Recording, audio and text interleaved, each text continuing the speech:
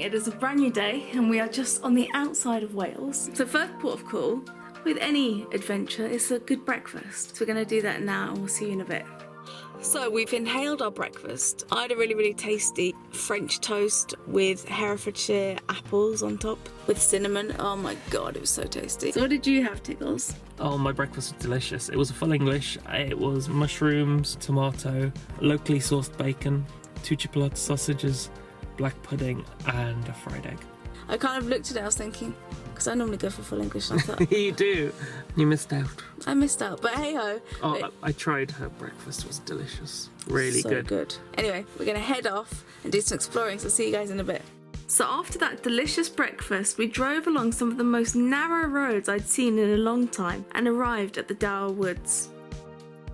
So we are heading into an area called the Doward right now. It's very woodlandy, but apparently down here somewhere is King Arthur's cave. So we're going to go and have a look at that. Well, do we go this way? Or do we go this way? I don't know. I think this way looks more official, doesn't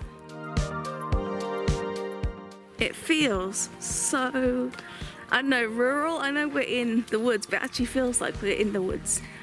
You know what I mean? Because you could easily get lost in here, which is kind of cool. I like that.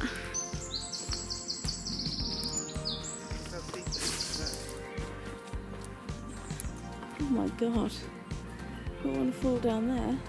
The air is so fresh as well here. It's gorgeous. I will poke you guys once we have made it to the cave.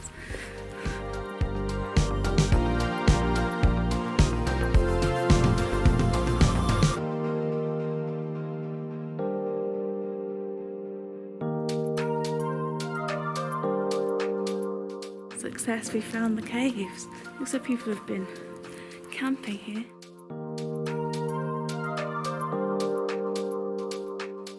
This is so cool, isn't it? It is.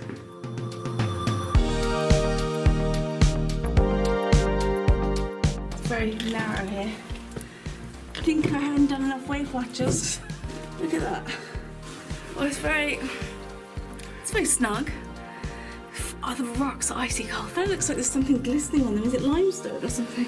I'm not sure. It could be. We were actually on top of the cave when we were up there. We're actually on the roof of it. Kind of all the hilly bits with the actual cave itself. So we just kind of walked down and we found it. It's pretty awesome. Oh, where are we going? Oh, that's your water.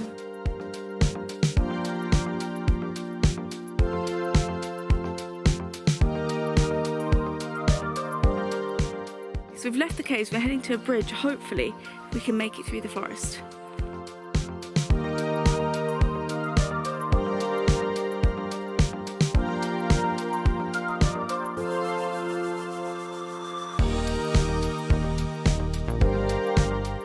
We're taking a little bit of a break. It's an alright path, but as you can see it's quite steep and it's quite draining, but hopefully we're getting closer and closer to the river at this point. So through those trees is the river. We made it. That was fun. There's actually a track that goes all the way down to the bridge that we're looking for, but we ended up going via the woodlands, which was much more adventurous and fun.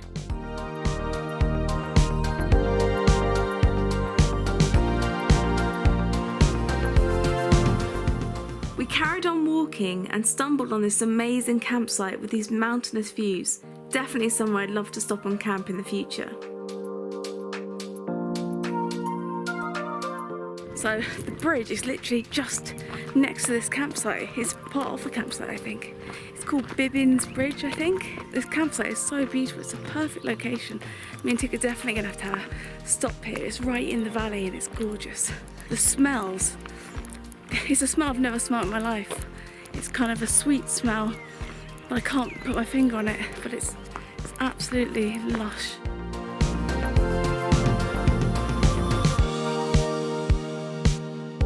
We're going up to the bridge. So it's 6 people at any given time on the bridge. Okay, about to go on the bridge itself now. Oh wow. That is cool, isn't it? Oh my goodness. Well, it's very bouncy, isn't it? Wow.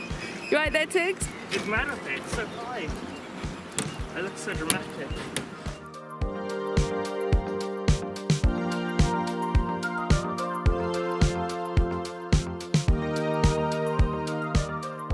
So we've got a booking for a pub that's kind of quite unique. You get there by boat. It's 2 miles away.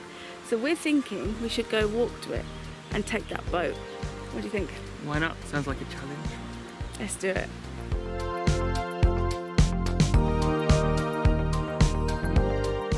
It is official. It is now spitting. We've got 2 miles, so let's hope, fingers crossed, it doesn't start to pour with rain. That's where we're going.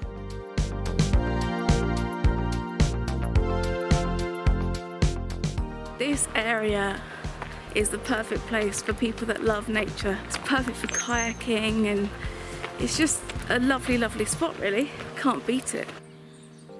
Wow. We were right up there when we started.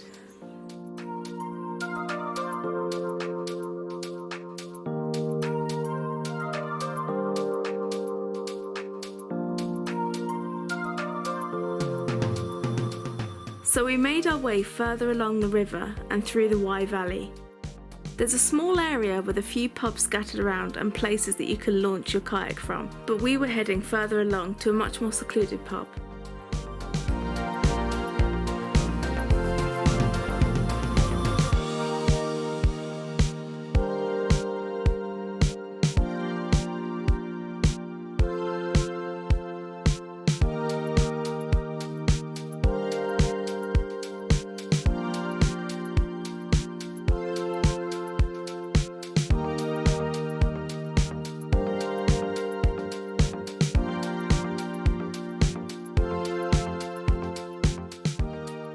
So now we are through. The pub is in sight. So pretty, this whole area. It's lovely, and they've got a few bars actually, a few pubs where you have to basically get a boat across. They kind of pull the rope and drag the boat across the water and drop you to the pub. It's pretty handy. So we are going to Ye Old Ferry Inn, and there's a boat that does just that. I think it's £2 each to cross. So we boarded the little boat and made our way across the water. The boat only takes cash, so luckily we had enough on us for the crossing.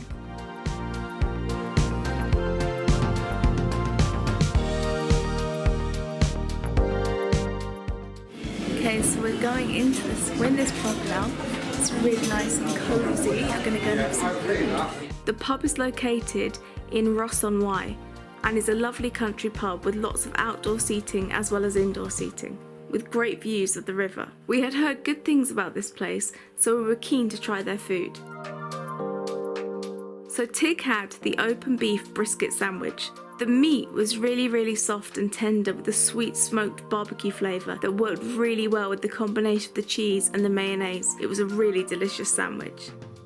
I had macaroni cheese. My dish was absolutely delicious. It was so creamy and light. The cheese in my macaroni cheese was quite sharp with a bit of a bitter edge. I don't know what cheese it was that they used, but it worked really well with the green pesto that was in the dish.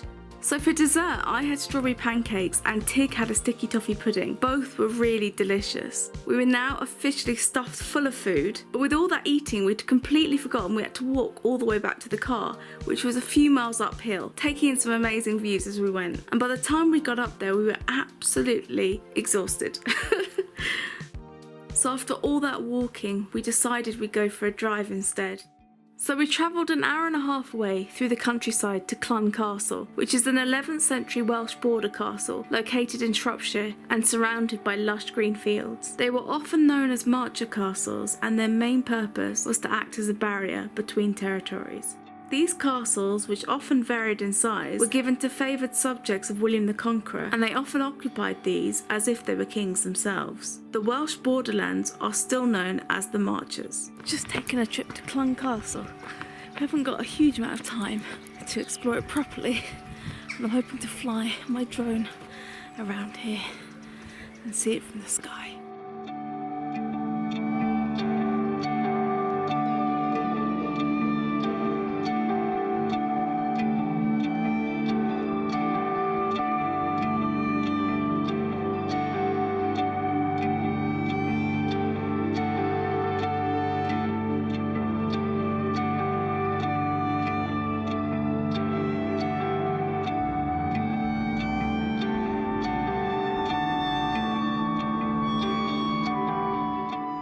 slid down this.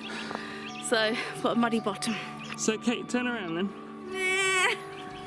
Look at that. Muddy bottoms aside, the trip to Clun Castle was well worth a visit. It's in a beautiful part of the English countryside and especially nice to visit at sunset, away from the crowds. Definitely some amazing ruins. Thank you so much for watching, hope you've enjoyed our travels and we'll see you on the next one.